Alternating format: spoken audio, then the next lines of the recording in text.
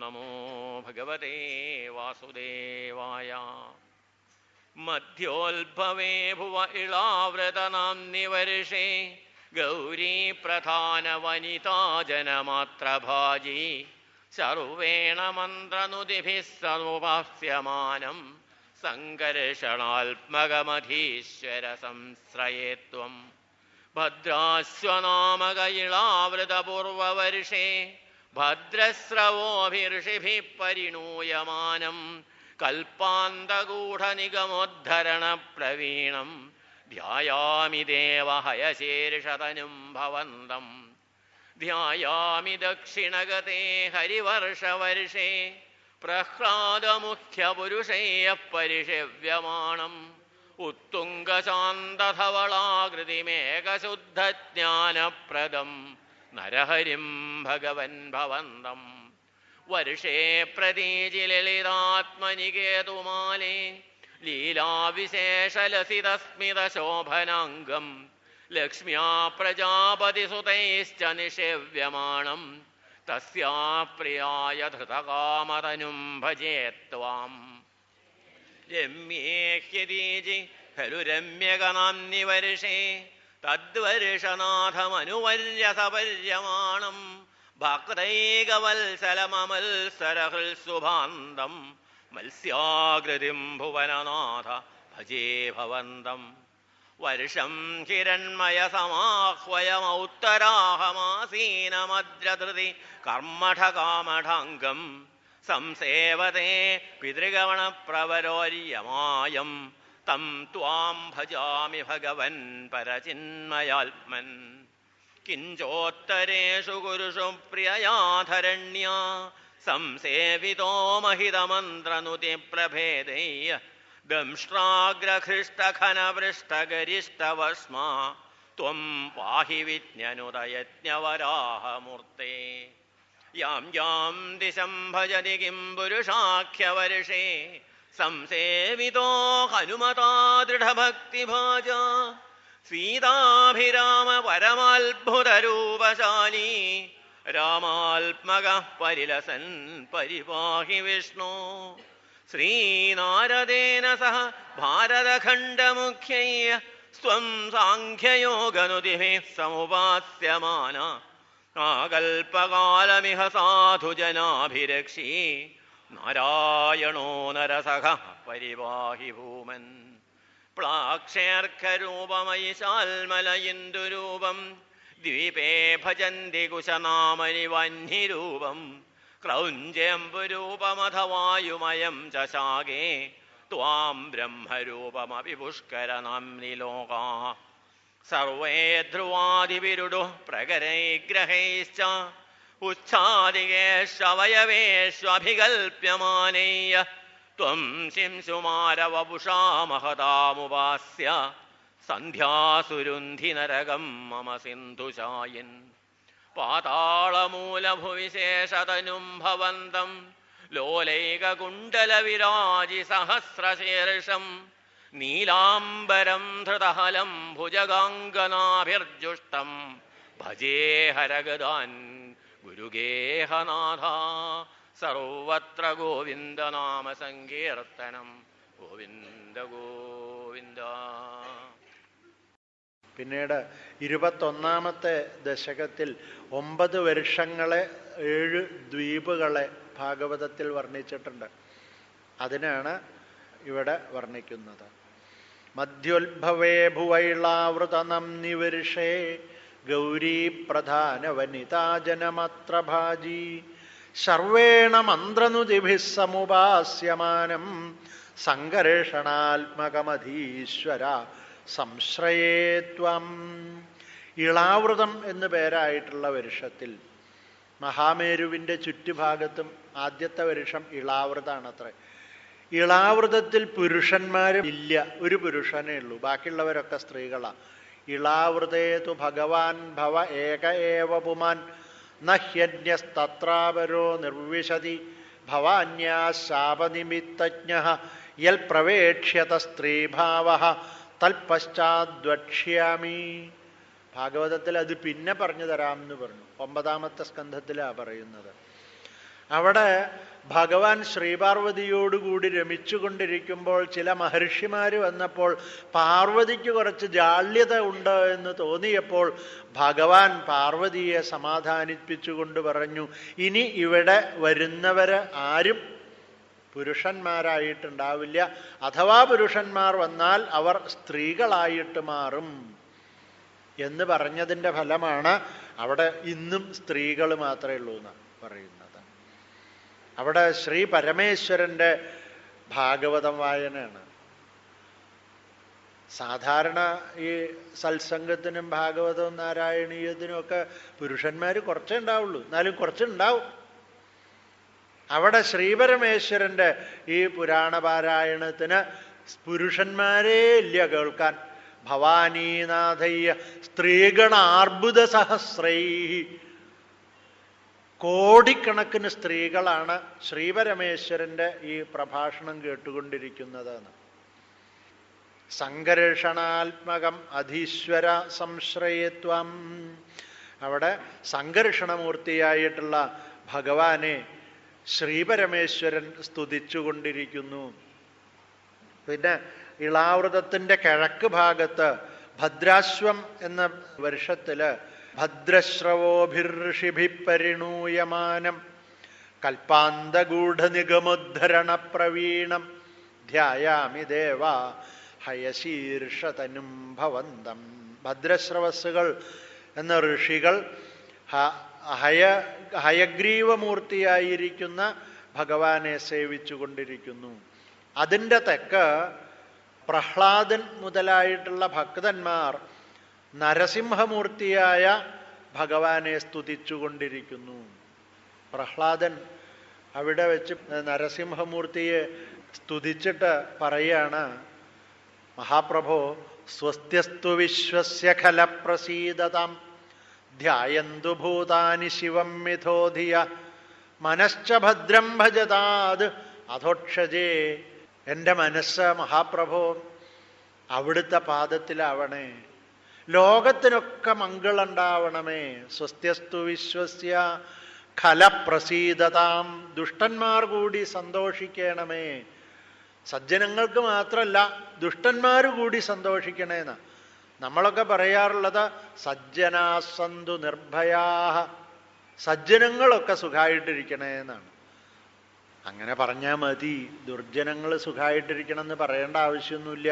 സജ്ജനങ്ങൾ സുഖമായിട്ടിരുന്നാൽ ദുർജനങ്ങൾക്കും സുഖാവും. പക്ഷെ പ്രഹ്ലാദൻ പറയുന്നത് ദുഷ്ടന്മാരുടെ മനസ്സുകൂടി നന്നാവണേന്നാണ്. സ്വസ്ത്യസ്തു വിശ്വസ്യ ഖലപ്രസീദതാം ധ്യായന്തു ഭൂതാനി ശിവം മിഥോധിയഃ മനശ്ച ഭദ്രം ഭജതാദധോക്ഷജേ ആവേശ്യതാം നോ മതിരപ്യഹൈതുകീ. ഞങ്ങളുടെ മനസ്സ് അവിടുത്തെ പാദത്തിലേക്ക് ആവേശിക്കണമേ. മാ ആകാരധാരാത്മജവിത്ത ബന്ധുഷു, വീട്, ഭാര്യ, ഭർത്താവ്, കുട്ടികൾ, ധനം, സമ്പത്ത് ഇങ്ങനെ തുടങ്ങിയ ലൗകിക വസ്തുക്കളിലൊന്നും അമിതമായിട്ടുള്ള ആവേശത്തോടുകൂടിയുള്ള സ്നേഹം ഞങ്ങൾക്കുണ്ടാവരുതേ. സങ്കോയതിസ്യാൽ, അങ്ങനെ ഞങ്ങൾക്ക് ഒരു ബന്ധം ഉണ്ടാവുകയാണെങ്കിൽ മഹാപ്രഭോ ഭഗവത്പ്രിയേഷു നഃ, സജ്ജനങ്ങളോടായിരിക്കണേ ഞങ്ങളുടെ ബന്ധം എന്ന് പ്രഹ്ലാദൻ ഭഗവാനെ സ്തുതിച്ചുകൊണ്ട് പറയുന്നു. അതിൻ്റെ പടിഞ്ഞാറായിട്ട് കേതുമാലം എന്നു പേരായിട്ടുള്ള വർഷത്തിൽ ലീലാവിശേഷ ലളിതസ്മിത ശോഭനാംഗം ധൃതകാമതനും ഭജിത്വം, നല്ല കാമരൂപ സദൃശമായിരിക്കുന്ന വേഷത്തെ ധരിച്ച ഭഗവാനെ അവിടുത്തെ ലക്ഷ്മി ദേവി സ്തുതിച്ചുകൊണ്ടിരിക്കുന്നു എന്ന് പറയുന്നത്.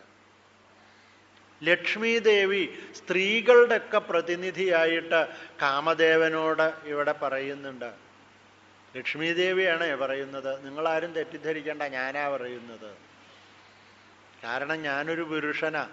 ഞാൻ സ്ത്രീകളെ പറ്റി കുറ്റം പറഞ്ഞാൽ ഇവിടെ കൂടുതൽ ഇരിക്കുന്നത് സ്ത്രീകളാ, എന്നോടൊരു തെറ്റിദ്ധാരണ വരും. ലക്ഷ്മി ദേവി പറഞ്ഞത് ഞാൻ പറയുന്നു എന്ന് മാത്രം. എന്താന്നല്ലേ, ഞങ്ങളുടെ വർഗത്തിൽപ്പെട്ടവര്, അതായത് സ്ത്രീകള്, ലക്ഷ്മി ദേവി പറയുന്നു അവര് പൊതുവെ വിഡ്ഢികളാണ്. അതേ ഞാൻ നിങ്ങളോട് പറഞ്ഞിട്ടുണ്ടോ, ഞാനല്ല പറയുന്നത്.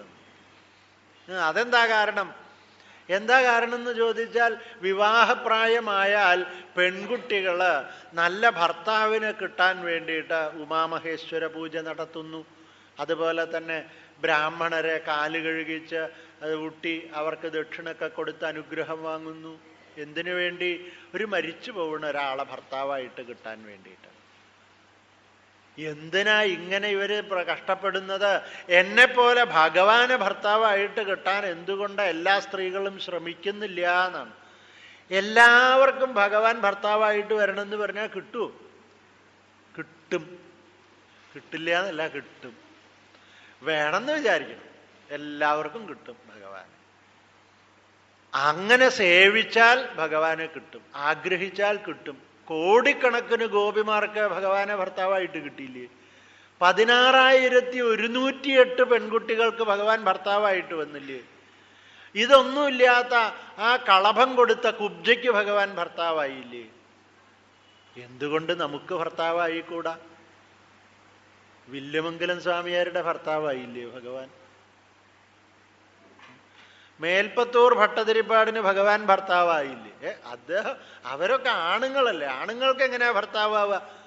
ഭർത്താവ് എന്ന് പറഞ്ഞ വാക്കിന്റെ അർത്ഥം എന്താന്നല്ലേ? ഭരിക്കുന്നവൻ എന്നാണ്. അപ്പൊ നമ്മളെ ഭരിക്കാൻ മരിക്കാത്തവൻ വേണം ഭരിക്കാൻ. വിവാഹം കഴിക്കുന്നത് ഏത് പുരുഷനെയോ ആയിക്കോട്ടെ, നമ്മളെ ഭരിക്കാനുള്ള ചുമതല ഭഗവാനെ ഏൽപ്പിച്ചു കൊടുക്കുക. ഭഗവാൻ തീർച്ചയായിട്ടും നമ്മുടെ ഭർത്താവായിട്ട് വരാതിരിക്കില്ല. ആവശ്യമുള്ള സമയത്ത് വേണ്ടതുപോലെ അനുഗ്രഹിക്കണമെങ്കിൽ അത് ഭഗവാന് മാത്രമേ സാധിക്കൂ. കല്യാണം കഴിച്ച ഭർത്താവിന് ഭാര്യ ബോംബെയിലാണ്. അവിടുന്ന് എന്തോ അപകടം വരുമ്പോൾ കേരളത്തിലുള്ള ഭർത്താവിനെ വിളിച്ചാൽ ഈ ഭർത്താവിന് ആ സമയത്ത് പോയിട്ട് രക്ഷിക്കാൻ കഴിയൂ? കഴിയില്ല എന്ന് തീർച്ച. പക്ഷെ ബോംബെയിലല്ല, അമേരിക്കയിലല്ല, ഇനി ഔട്ടർ സ്പേസിലായാലും ഗുരുവായൂരപ്പ എന്ന് വിളിച്ചാൽ വന്ന് രക്ഷിക്കാൻ ഗുരുവായൂരപ്പന് കഴിയും. അതുകൊണ്ട് മറ്റതൊരു ശരീരബന്ധം, ഈശ്വരനുമായിട്ടുള്ളത് ആത്മബന്ധം. മാകാരദാരാത്മജവിത്ത ബന്ധുഷു. അതുകൊണ്ട് ഭഗവാനെ ഭർത്താവായിട്ട് കിട്ടാൻ ആഗ്രഹിക്കണം എന്ന. ഗുരുവായൂർ പണ്ട് ഒരു പിഷാരസ്യാരുണ്ടായിരുന്നു അത്രേ. ഭഗവാന് ഗുരുവായൂരപ്പന് ഭർത്താവായിട്ട് കിട്ടണം എന്ന് ഭാഗവതമൊക്കെ കേട്ടിട്ട് അങ്ങനെ ഒരു തോന്നല്. ഗോപിമാർക്കൊക്കെ കൃഷ്ണനെ കിട്ടിയില്ലേ, അതുപോലെ എനിക്കും വേണം കൃഷ്ണനെ ഭർത്താവായിട്ട് കിട്ടണമെന്ന് മോഹം. ഗോപിമാര് രാത്രിയല്ലേ ഭഗവാന്റെ അടുത്ത് പോയത്. എനിക്ക് ഭഗവാന്റെ അടുത്തേക്ക് പോവാൻ വയ്യ, രാത്രി എൻ്റെ അടുത്തേക്ക് ഭഗവാൻ വരട്ടെ പ്രാർത്ഥിച്ചു. കുറെ പ്രാർത്ഥിച്ചപ്പോൾ ഭഗവാൻ ഒരിക്കലും വന്നു, അവരുടെ മുറിയിൽ വന്നു. പൊട്ടിച്ചിരിയും തമാശയും പുരുഷ ശബ്ദമൊക്കെ പുറത്തുള്ളവർ കേട്ടു. അത് സ്ഥിരമായിട്ട് കേൾക്കാൻ തുടങ്ങി. അപ്പൊ ഏതോ ഒരു ജാരസംഗമം ഈ പെൺകുട്ടിക്കുണ്ട് എന്ന് ഉള്ള സംശയം പ്രബലമായി. ഇത് കണ്ടുപിടിക്കാൻ വേണ്ടി ചെറുപ്പക്കാർ പലരും കാത്തു നിന്നു. പക്ഷേ കുറച്ച് സമയം ഉണ്ടാവുള്ളൂ ഈ ശബ്ദം. അത് കഴിഞ്ഞാൽ പിന്നെ അവിടെ 3 മണിക്ക് നട തുറക്കണ്ട, അതിൻ്റെ മുമ്പ് ഭഗവാൻ ശ്രീകോവിലിൻ്റെ ഉള്ളിലേക്ക് പോകും. ഒരു ദിവസം 3 മണി അടിക്കാറായിട്ടും ഭഗവാൻ എഴുന്നേറ്റില്ല. അപ്പോ ഈ പെൺകുട്ടി പറഞ്ഞു, എന്താ മഹാപ്രഭു അവിടുന്ന് ഇങ്ങനെ കിടന്നാ മതിയോ? ജനങ്ങൾ അവിടുത്തെ നിർമാല്യം കാണാൻ കാത്തു നിൽക്കുന്നു. ഉദയഗിരി ചുവന്നു, ഭാനുബിംബം വിളങ്ങി, വേഗം പോണ്ടേ, അവിടുത്തെ ദർശനത്തിന് ജനങ്ങൾ കാത്തു നിൽക്കുന്നു എന്ന് ഈ പെൺകുട്ടി പറഞ്ഞപ്പോ അന്ന് ഭഗവാൻ തീരുമാനിച്ചു എല്ലാവരും കണ്ടോട്ടെ. ഏതായാലും കുറെ ദിവസമായില്ലേ ഇവർ ഉറക്കൊഴിഞ്ഞ് കാത്തു നിൽക്കുന്നത് തന്നെ കാണാൻ വേണ്ടിയിട്ടല്ലേ, അവരും കണ്ടോട്ടെ. ഭഗവാൻ വാതിൽ തുറന്ന് ആ ഉലഞ്ഞ വസ്ത്രങ്ങളോടുകൂടി, ചതഞ്ഞ മാലയോടുകൂടി, സ്ഥാനം തെറ്റിയ ആഭരണങ്ങളോടുകൂടി, പാതി മാഞ്ഞു പോയതായിട്ടുള്ള നെറ്റിയിലണിഞ്ഞ ഗോപിക്കുറിയോടുകൂടി, ഒരു ഉറക്കച്ചടവിൻ്റെ ഭാവനാട്യത്തോടു കൂടിയിട്ട് ഒരു കോട്ടുവായി ഇട്ടുകൊണ്ട് വാതിൽ തുറന്ന് ഭഗവാൻ അങ്ങ് ഇറങ്ങിയപ്പോഴേ ഈ കള്ളനെ പിടിക്കണമെന്ന് വിചാരിച്ച് കണ്ണിലെണ്ണ ഒഴിച്ച് കാത്തു നിന്നവർ അത്ഭുതപ്പെട്ടു പോയി. അവർക്ക് നോക്കി നിൽക്കാനേ കഴിഞ്ഞുള്ളൂ. പെട്ടെന്ന് ഭഗവാൻ ആകാശത്തിലേക്ക് ഉയർന്നങ്ങ് അന്തർധാനവും ചെയ്തു. ഇത് വർഷങ്ങൾക്ക് മുമ്പ് ഗുരുവായൂർ നടന്ന സംഭവം. തിരുവല്ല ക്ഷേത്രത്തില് പണ്ട് ക്ഷേത്രത്തിൽ പോയിട്ടുള്ളവർ ഇവിടെ പലരും ഉണ്ടാവുമെന്ന് വിചാരിക്കുന്നു. തിരുവല്ലയില് സത്രമൊക്കെ നടന്നു. അവിടെ വളരെ സുന്ദരമായിട്ടുള്ള വിഗ്രഹമാണ്. എന്തൊരു ഭംഗിയാ നിശ്ചയല്ലേ വിഗ്രഹം കാണാൻ. ഞാൻ അവിടെ പോയിട്ട് ചന്ദനവും മാലയൊന്നും ചാർത്താതെ ശ്രീവല്ലഭനെ കാണാൻ സാധിക്കണേന്നാ പ്രാർത്ഥിക്കാറ്. അത്ര ഭംഗിയാ വിഗ്രഹത്തിന്. ഒരാടകളും വേണ്ട, ഒരാഭരണങ്ങളും വേണ്ട, ഒരു മേക്കപ്പും വേണ്ട. നല്ല ഭംഗിയാ വിഗ്രഹം കാണാൻ.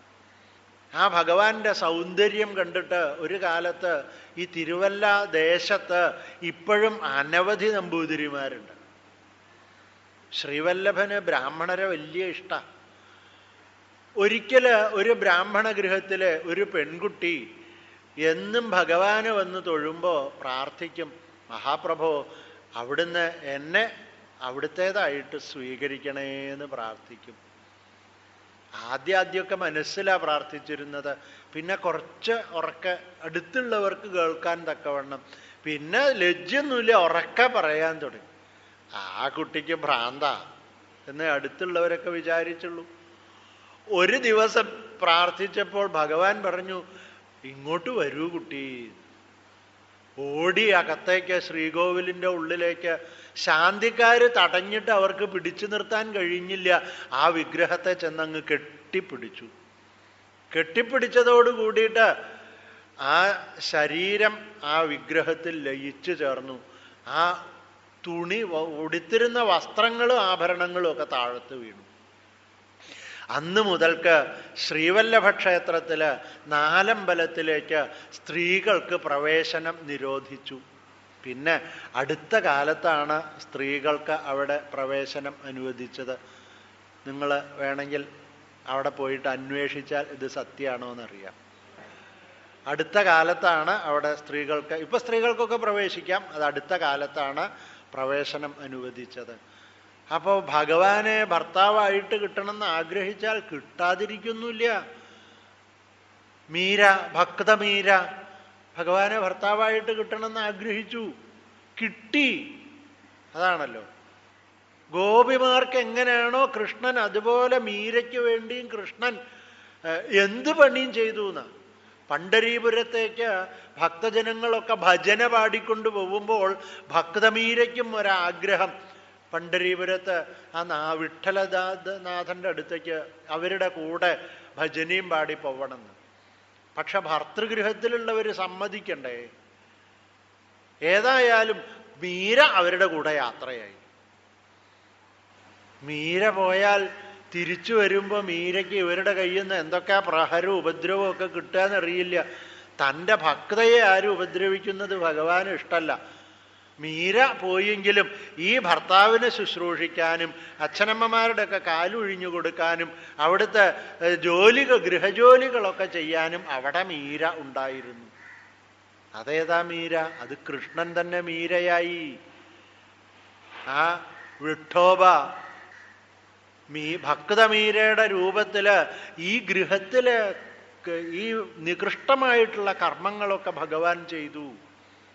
ഭഗവാൻ അങ്ങനെ നികൃഷ്ടം ഉത്കൃഷ്ടം എന്നുള്ള ഭാവങ്ങളൊന്നുമില്ല. ഭക്തനു വേണ്ടി എന്തും ചെയ്യും ഭഗവാൻ. കാമദേവസ്വരൂപേണ ലക്ഷ്മിയാപ്രിയ ചികീർഷയ. ലക്ഷ്മിയുടെ ഇഷ്ടത്തിന് വേണ്ടിയാണ് അത്രേ ഭഗവാൻ കാമദേവനായിട്ട് അവിടെ ശോഭിക്കുന്നത്. ലക്ഷ്മി ഭഗവാനെ സ്തുതിച്ച് സന്തോഷിപ്പിക്കുന്നു. പിന്നെ വടക്ക് രമ്യകം എന്നു പേരായിട്ടുള്ള വർഷത്തിൽ ഭക്തൈകവത്സലം അമത്സരഹൃത്സുബന്ധം മത്സ്യാകൃതിം ഭുവനനാഥ ഭജേ ഭവന്തം. മത്സ്യമൂർത്തിയായിട്ടുള്ള ഭഗവാനെ സജ്ജനങ്ങൾ സേവിച്ചുകൊണ്ടിരിക്കുന്നു. കിഞ്ച ഉത്തരേഷു ഗുരുഷു പ്രിയയാധരണ്യ.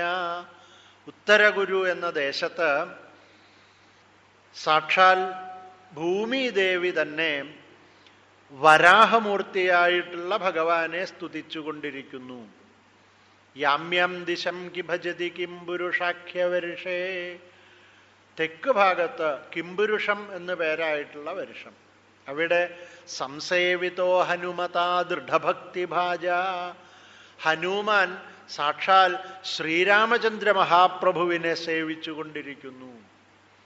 ഹനുമാൻ ഭഗവാനോട് പറയുക, ഭഗവാനെ അവിടുത്തേക്ക് സുരോ വാപ്യധവാനരോ നര സർവാത്മനായ സുകൃതമുജ്ഞമുത്തമം ഭജേത രാമം മനുജാകൃതിം ഹരിം യ ഉത്തരാനനയൽ കോസലാന്തിവമിതി.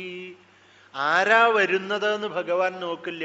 സുരനാവട്ടെ അസുരനാവട്ടെ, നരനാവട്ടെ വാനരനാവട്ടെ കിന്നരനാവട്ടെ, ആര് വന്നാലും ഭഗവാൻ സ്വീകരിക്കും, ഒരുപോലെ സ്വീകരിക്കും. ചിലരെ കുറച്ച് കൂടുതൽ, ചിലരോട് കുറച്ച് കുറവ്, അങ്ങനെയൊന്നുമില്ല. എല്ലാവരെയും ഒരുപോലെ സ്വീകരിക്കുന്ന ആളാണ് ഭഗവാൻ ശ്രീരാമചന്ദ്ര മഹാപ്രഭു. ഇന്നലെ വരെ എന്ത് ചെയ്തു എന്ന് ശ്രീരാമചന്ദ്രൻ ചോദിക്കില്ല.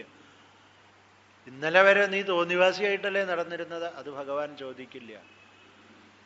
ഇന്നലത്തെ കാര്യം അന്വേഷിക്കാത്ത ആളാണ് ഭഗവാൻ. ഇന്ന് ഭഗവാനെ ആശ്രയിക്കുന്നുണ്ടോ എന്ന് മാത്രമേ നോക്കുള്ളൂ. വിഭീഷണൻ ശ്രീരാമചന്ദ്രന്റെ പാദങ്ങളിൽ വന്ന് ശരണം പ്രാപിച്ചു. ആകാശത്ത് നിന്ന് വന്ന് നിന്നിട്ട് ശ്രീരാമചന്ദ്രനോട് തനിക്ക് അഭയം തരണം എന്ന് പ്രാർത്ഥിച്ചപ്പോൾ സുഗ്രീവൻ പറഞ്ഞു, രാക്ഷസനാണ്, അഭയം കൊടുക്കരുത്. ലക്ഷ്മണനും പറഞ്ഞു, ശരിയാവുന്നു തോന്നുന്നില്ല, രാവണന്റെ അനിയനാണ്, മായാവിയാണ്. പക്ഷേ ഹനുമാനോട് ചോദിച്ചു. ഹനുമാൻ പറഞ്ഞു, ഞാൻ ലങ്ക മുഴുവൻ പരതിയിട്ട് ഈ ഒരു ഗൃഹത്തിൽ നിന്ന് മാത്രമാണ് രാമനാമം കേട്ടത്. അതുകൊണ്ട് വിഭീഷണനെ വിശ്വസിക്കാം, വിഭീഷണനെ സ്വീകരിക്കാം എന്ന് ഹനുമാൻ പറഞ്ഞു. ശ്രീരാമചന്ദ്രൻ പറഞ്ഞു, ഞാൻ ഏത് ദേശക്കാരനാണെന്നോ ഏത് വംശക്കാരനാണെന്നോ ശത്രുവിൻ്റെ ആളാണോ എന്നൊന്നും ഞാൻ നോക്കില്ല. എന്നെ വന്നിട്ട് ആശ്രയിക്കുന്നവൻ ആരായാലും അഭയം സർവദേഹിഭ്യ ദദാമ്യേതദ്വ്രതം മമ. എന്നെ ആശ്രയിക്കുന്നവന് അഭയം കൊടുക്കുക എന്നുള്ളത് എൻ്റെ വ്രതമാണ് എന്നാണ് ശ്രീരാമചന്ദ്ര മഹാപ്രഭു പറഞ്ഞത്. അഭയം കൊടുത്തു ഭഗവാൻ. ആ വിഭീഷണന് അഭയം കൊടുത്തു.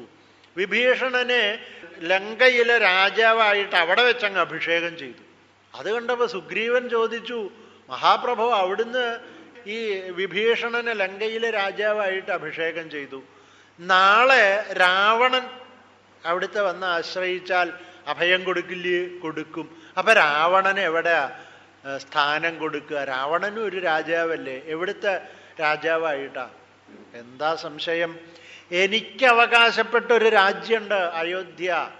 ഞാൻ ആ അയോധ്യയിൽ എൻ്റെ ഭക്തനായിട്ടുള്ള രാവണനെ അഭിഷേകം ചെയ്ത് രാജ്യം കൊടുക്കുന്ന പറഞ്ഞത്. അതാണ് ആ മഹാപ്രഭുവിൻ്റെ മഹത്വം. വെറുതെ ജനങ്ങളൊക്കെ അങ്ങനൊരു കഥയായിട്ട് പറയാറുണ്ട്, അണ്ണാറക്കണ്ണനും തന്നാലായത്. സമുദ്രത്തിന് ചിറ കെട്ടുന്ന സമയത്ത് വലിയ വലിയ മലകളും കുന്നുകളും ഒക്കെയാണ് ഈ വാനരന്മാർ കൊണ്ടുവന്നിടുന്നത്. അങ്ങനെ ഒരു പാലം കെട്ടുന്ന സമയത്ത് ചില അണ്ണാറക്കണ്ണന്മാര് ഈ വെള്ളത്തിലേക്ക് എടുത്ത് ചാടും, കരയിലൊന്ന് കിടന്നുരുളും, എന്നിട്ട് ഈ പാലത്തിൽ വന്നിങ്ങനെ ശരീരം കൊടയും. ഇതിങ്ങനെ പല പ്രാവശ്യം കണ്ടപ്പോൾ രാമചന്ദ്രൻ ചോദിച്ചു അത്രേ, എന്തിനാ നിങ്ങളിങ്ങനെ വെള്ളത്തിൽ ചാടി ഈ മണ്ണിലിങ്ങനെ കുഴഞ്ഞ് പിന്നെ ഇവിടെ ഇങ്ങനെ വന്ന് കിടന്ന് കൊടയുന്നത് ശരീരം എന്ന് ചോദിച്ചപ്പോൾ അവർ പറഞ്ഞു, ഞങ്ങൾക്ക് മഹാപ്രഭോ ഈ വാനരന്മാരെ പോലെ വലിയ വലിയ പർവ്വതമൊന്നും കൊണ്ടുവരാൻ കഴിവില്ല. എങ്കിലും ശ്രീരാമനൊരു കൈങ്കര്യം ചെയ്താൽ കൊള്ളാമെന്ന് ഞങ്ങൾക്ക് മോഹമുണ്ട്. ഞങ്ങളുടെ സഹായം കൊണ്ട് അവിടത്തേക്ക് ഒന്നും ആവില്ല, എന്നാലും ഞങ്ങളെ കൊണ്ട് കഴിയുന്നത് ഞങ്ങൾ ചെയ്യുന്നു. ഒരു 4 മണൽത്തെരെങ്കിലും ഇതിൽ വീണാൽ അത് ഞങ്ങളുടെ ഭാഗ്യം എന്ന് പറഞ്ഞ ഈ അണ്ണാറക്കണ്ണന്മാരെ ഭഗവാൻ പിടിച്ചു അത്രേ. എന്നിട്ട് അതിൻ്റെ പുറത്ത് ഇങ്ങനെ കൈകൊണ്ട് വരഞ്ഞു എന്ന്. അതുകൊണ്ടാണത്രേ അണ്ണാറക്കണ്ണന് പുറത്ത് 3 വര. ഞാൻ ഒരിക്കൽ ഈ കഥ പറഞ്ഞപ്പോൾ അന്ന് അവിടെ ശ്രോതാവായിട്ടുണ്ടായിരുന്ന ബോംബെയിലെ ഒരു ഗുരുജി എന്നറിയപ്പെടുന്ന ചെമ്പൂര് താമസിക്കുന്ന സുബ്രഹ്മണ്യർ, അദ്ദേഹം പറഞ്ഞു, ആഫ്രിക്കയിൽ പോയി വന്ന ഒരു സുഹൃത്ത് അദ്ദേഹത്തോട് പറഞ്ഞു അത്രേ, ആഫ്രിക്കയിലുള്ള അണ്ണാർക്കണ്ണന്മാർക്ക് ഈ പുറത്ത് വരല്ല. അപ്പം അത് ഒരത്ഭുതമല്ലേ, അവിടെ പുറത്ത് വരല്ലാത്ത അണ്ണാറക്കണ്ണനാണത്രേ. അപ്പൊ ഈ കാണുന്നത് ശ്രീരാമൻ അനുഗ്രഹിച്ച വംശത്തിൽപ്പെട്ടവരായിരിക്കണം. ആരാ വരുന്നത് ആരാന്ന് നോക്കാതെ എല്ലാവരെയും അനുഗ്രഹിക്കുന്നവനാണ് ഭഗവാൻ ശ്രീരാമചന്ദ്ര മഹാപ്രഭു. അല്ലെങ്കിൽ ഭഗവാന് സഹായത്തിന് ഈ കൊരഞ്ഞന്മാര് വേണോ? ദേവന്മാര് വരില്ലേ ഭഗവാന് സഹായത്തിന്? വിളിച്ചാൽ ദേവദേവന്മാര് വരില്ലേ? എന്തിനാ ഈ കൊരഞ്ഞന്മാരെ കൂട്ടിന് പിടിച്ചത്? ഭഗവാന് അങ്ങനെ നോട്ടല്ല. ആരാന്ന് നോട്ടല്ല, ഭക്തി ഉള്ളവരെ അനുഗ്രഹിക്കുക, സ്നേഹിക്കുക. ഇതാണ് ഭഗവാന്റെ സ്വഭാവം. പിന്നെ ഏറ്റവും തെക്ക് ഭാഗത്താണ് ഭാരതഭൂമി. ശ്രീനാരദേന സഹ ഭാരതഖണ്ഡ മുഖ്യൈ ത്വം സാഖ്യയോഗനുതിഭിഃ സമുപാസ്യമാനഃ ആകൽപകാലമിഹ സാധുജനാഭിരക്ഷീ നാരായണോ നരസഖ പരിപാഹി ഭൂമൻ. നാരദനോട് കൂടിയിട്ട് നരനാരായണ മഹർഷിമാരാണ് ഭാരതഭൂമിക്ക് വേണ്ടി തപസ് ചെയ്തുകൊണ്ടിരിക്കുന്നത്. ആ നരനാരായണ മഹർഷിമാരെ നാരദ മഹർഷി സ്തുതിച്ചുകൊണ്ടിരിക്കുന്നു എന്ന് പറഞ്ഞിട്ട് ഭാഗവതത്തിലെ ഭാരതത്തിൻ്റെ മഹത്വം ഏറെ പറയുന്നുണ്ട്. എത്ര നദികളാണ് ഇവിടെ ഉള്ളത്, എത്ര പർവ്വതങ്ങളാണ് ഉള്ളത്. അസ്മിന്നേവ വരുഷേ പുരുഷയർ ലബ്ധജന്മഭി ശുക്ലലോഹിത കൃഷ്ണവർണ്ണേന സ്വാരബ്ധേന കർമ്മണ ദിവ്യമാനുഷ നാരകഗതയോ ബഹ്വ ആത്മന ആനുപൂർവേണ. വളരെ വളരെ ഭാഗ്യം ചെയ്തവർക്കേ ഈ ഭാരതഭൂമിയിൽ ജന്മം കിട്ടുള്ളൂ. കിട്ടിയ ആ സന്ദർഭം നമ്മൾ വെറുതെ നശിപ്പിച്ചു കളയരുത് എന്ന് നമ്മെ ഒക്കെ നോക്കിക്കൊണ്ട്, പ്രത്യേകിച്ച് കലികാലത്ത് ജന്മം കിട്ടുക. കലികാലത്ത് ജനിക്കുക എന്ന് പറഞ്ഞാൽ വലിയ കഷ്ടമാണെന്ന് പലരും ധരിച്ചു വെച്ചിട്ടുള്ളത്. അങ്ങനെയല്ല എന്നാ പറയുന്നത്. കലികാലത്ത് ജനിക്കാൻ തന്നെ ഭാഗ്യം വേണമെന്നാണ്. കാരണം എന്താ, ഈ കലികാലത്ത് എളുപ്പത്തിൽ ഭഗവാന്റെ പാദത്തിലെത്താം. ഭഗവാന്റെ സങ്കീർത്തനം കൊണ്ട് ഈശ്വരന്റെ പാദത്തിലെത്താം. അതിനുള്ള ഒരു മഹാഭാഗ്യം ഈ കലികാലത്തേ ഉള്ളൂ. സ്മൃതിമജ്ജന്മനസ്യാൽ, ഓർമ്മയോടുകൂടി ഒരു ജന്മം തരണം എന്നാണ് പറയുന്നത്. കലികാലത്ത് ഭഗവാനെ സേവിക്കണം എന്നുള്ള ഓർമ്മയോടുകൂടിയ ഒരു ജന്മം തരണം എന്ന് ദേവന്മാരൊക്കെ പ്രാർത്ഥിച്ചു കൊണ്ടിരിക്കുന്നു. അങ്ങനെയുള്ളൊരു മഹാഭാഗ്യമാണ് നമുക്ക് കിട്ടിയത്. പിന്നെ ഇപ്പോൾ 9 വർഷങ്ങളെ പറ്റി പറഞ്ഞു. ഇനി ജംബൂദ്വീപിനെ പറ്റിയാണ് ആദ്യം പറഞ്ഞത്. ഇനി മറ്റുള്ള 6 ദ്വീപുകളെ പറ്റി പറയുന്നു. ഓരോ ദ്വീപിലും ഭഗവാന്റെ ഓരോ തരത്തിലുള്ള രൂപത്തെയാണ് ജനങ്ങൾ സേവിച്ചു കൊണ്ടിരിക്കുന്നതെന്ന്. പ്ലാക്ഷേർക്കരൂപം, പ്ലാക്ഷത്തിൽ ഭഗവാനെ സൂര്യനായിട്ട് സേവിക്കുന്നു. ഐ ശാൽമല ഇന്ദുരൂപം, ശാൽമലം ദ്വീപില് ഇന്ദുവായിട്ട് ചന്ദ്രനായിട്ട് ഭഗവാനെ സേവിക്കുന്നു. ചന്ദ്രനെ ദൈവമായിട്ട് കാണുന്നവരുണ്ടല്ലോ ഇപ്പോഴും. ദ്വീപേ ഭജന്തി കുശനാമനി വന്യരൂപം. കുശദ്വീപത്തിലുള്ളവര് ഭഗവാനെ അഗ്നിയുടെ രൂപത്തിൽ കാണുന്നു. അഗ്നിയായിട്ട് ഭഗവാനെ ആരാധിക്കുന്നവരിന്നുണ്ട്. പാഴ്സികളൊക്കെ അങ്ങനെയുള്ളവരാ. ഇറാനില് പണ്ടുണ്ടായിരുന്നവര്, അവിടെയൊക്കെ ഈ മുസ്ലിങ്ങൾ, ആക്രമണകാരികളായിട്ടുള്ള മുസ്ലിങ്ങൾ വന്നിട്ട് അവരെ മുഴുവൻ കശാപ്പ് ചെയ്തു. അവരെ മതം മാറ്റി. മതം മാറാൻ തയ്യാറാവാത്തവരൊക്കെ കശാപ്പ് ചെയ്തു. കുറേ പേര് അവിടുന്ന് ഓടി രക്ഷപ്പെട്ടു. ആ രക്ഷപ്പെട്ടവര് ഈ ലോകത്തിൽ പല ഭാഗത്തും വന്നിട്ടുണ്ട്. അവർ നമ്മുടെ ഭാരതഭൂമിയിലും വന്നിട്ടുണ്ട്. അന്ന് അവർ മഹാരാഷ്ട്രത്തിലാണത്രേ വന്നത്. അവിടെ വന്നപ്പോൾ അന്നത്തെ രാജാവ്, ഹിന്ദു രാജാവ് ചോദിച്ചു, നിങ്ങൾക്ക് ഞങ്ങൾ അഭയം തന്നാൽ നിങ്ങളുടെ സംസ്കാരം ഇവിടെ വളർത്തിയിട്ട് ഞങ്ങളുടെ സംസ്കാരത്തിന് അത് വിരോധമാവില്ലേ, ഞങ്ങൾക്ക് ഉപദ്രവമാവില്ലേ എന്ന് ചോദിച്ചു അത്രേ. അപ്പൊ അവരുടെ നായകൻ അവരുടെ നേതാവ് പാല് ഒരു പാത്രത്തിൽ കൊണ്ടുവരാൻ പറഞ്ഞു, ഒരു പാത്രത്തിൽ പഞ്ചസാരയും കൊണ്ടുവരാൻ പറഞ്ഞു. പാല് കുടിച്ചു നോക്കാൻ പറഞ്ഞു. പാലിന് സ്വാദുണ്ട്. പഞ്ചസാര ഇട്ടിട്ട് ഒന്ന് ഇളക്കിയിട്ട് കുടിക്കാൻ പറഞ്ഞു. ഇപ്പം എങ്ങനെ? ഇപ്പം കൂടുതൽ സ്വാദുണ്ട് എന്ന് പറഞ്ഞു. ഈ പഞ്ചസാര കാണാൻ പറ്റുമോ എന്ന് ചോദിച്ചു. ഇല്ല. അത് എടുക്കാൻ പറ്റുമോ? ഇല്ല. എന്നാൽ ഞങ്ങൾ ഇവിടെ വന്നത് നിങ്ങളോട് വഴക്ക് കൂടാനല്ല, നിങ്ങളുടെ സംസ്കാരത്തിൽ അലിഞ്ഞു ചേർന്ന് നിങ്ങളുടെ സംസ്കാരത്തിന് ഞങ്ങളുടേതായിട്ടുള്ള സംഭാവനയും തന്ന് ഇതിനെ വളർത്താൻ വേണ്ടിയിട്ടാണ് പറഞ്ഞത്. അവർ പറഞ്ഞതുപോലെ തന്നെ ഇന്നും ബോംബെയിൽ പാഴ്സികളുണ്ട്. പക്ഷെ ഒരിക്കലും വിധ്വംസന പ്രവർത്തനത്തിലൊന്നും അവരെ ഏർപ്പെട്ടിട്ടില്ല. അവർ നല്ല വ്യവസായികളായി. അവർ വേറെ ആരോടും വഴക്കിന് പോയില്ല. നമ്മുടെ നാടിൻ്റെ അഭിവൃദ്ധിക്ക് അവർ കാരണക്കാരായി. അവർക്ക് അഗ്നിയാണ് അവരുടെ ഉപാസനാമൂർത്തി. അഗ്നിയെ പൂജിക്കണം. ദ്വീപേ ഭജന്തി കുശനാമനി വന്യരൂപം ക്രൗഞ്ചെമ്പുരൂപം. ക്രൗഞ്ചദ്വീപില് വെള്ളത്തിൻ്റെ രൂപത്തിലാണത്രേ ഭഗവാനെ സേവിക്കുന്നത്. വായുമയം ച ശാഖേ. ശാഖദ്വീപില് ഭഗവാനെ വായുവിൻ്റെ രൂപത്തിൽ പൂജിക്കുന്നു. ത്വാം ബ്രഹ്മരൂപമയി പുഷ്കരണം നിലോകാഹ. പുഷ്കരദ്വീപില് ജനങ്ങൾ അവിടുത്തെ ബ്രഹ്മരൂപത്തിൽ സേവിക്കുന്നു. പിന്നെ ഈ മുകളിലേക്ക് നാം നോക്കിയാൽ കാണുന്നതായിട്ടുള്ള ഗ്രഹങ്ങൾ, അതുപോലെ നക്ഷത്രങ്ങൾ, ഇതെല്ലാം കൂടിയിട്ട് ഒരു ശിംശുമാരത്തിൻ്റെ രൂപത്തിൽ ഭാഗവതത്തിൽ വർണ്ണിക്കുന്നുണ്ട്.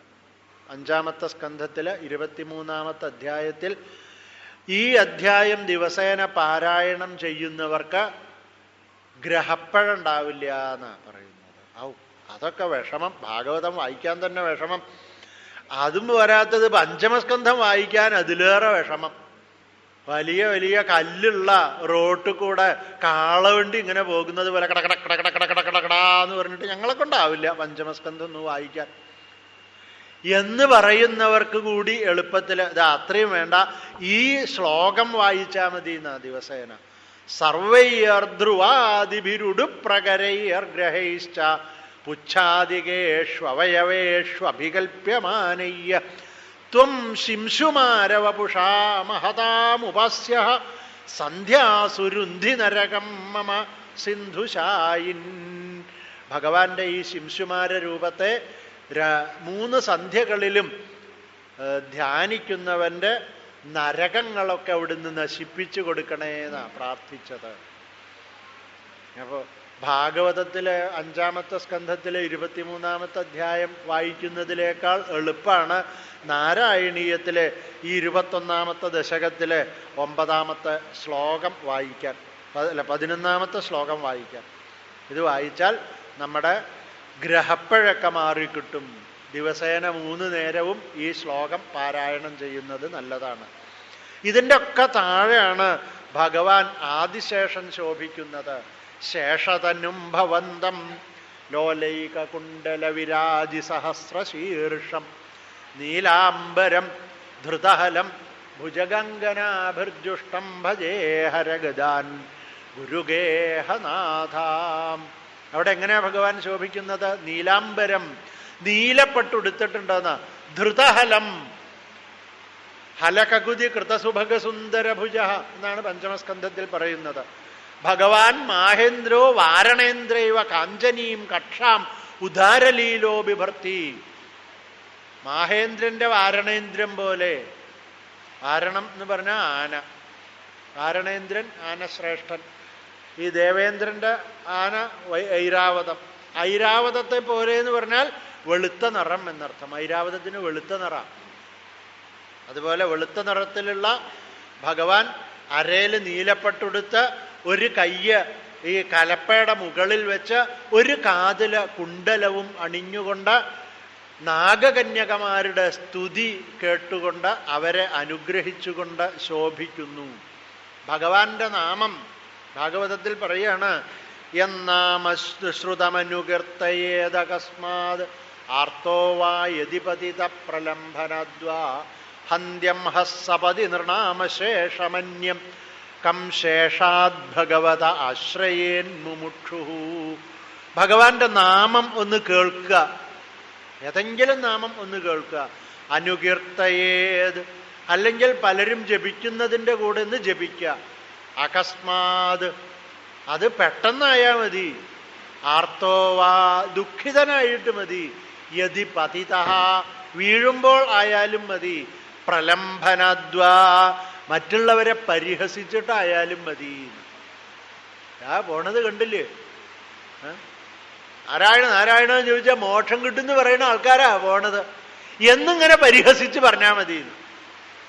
അങ്ങനെ പരിഹസിച്ച് പറഞ്ഞാലും ഹന്ത്യം ഹസ്സപതി നൃണം, അവരുടെ എല്ലാവിധ പാപങ്ങളെയും ഉടനെ നശിപ്പിക്കുന്നു ഈ ആദിശേഷൻ. കം ശേഷാദ് ഭഗവത ആശ്രയേൻ മുമുക്ഷു. ഈ ആദിശേഷനല്ലാതെ ആരെയാണ് ആശ്രയിക്കേണ്ടത് എന്ന് നാഗകന്യകമാര് ഭഗവാനെ സ്തുതിച്ചുകൊണ്ടിരിക്കുന്നു.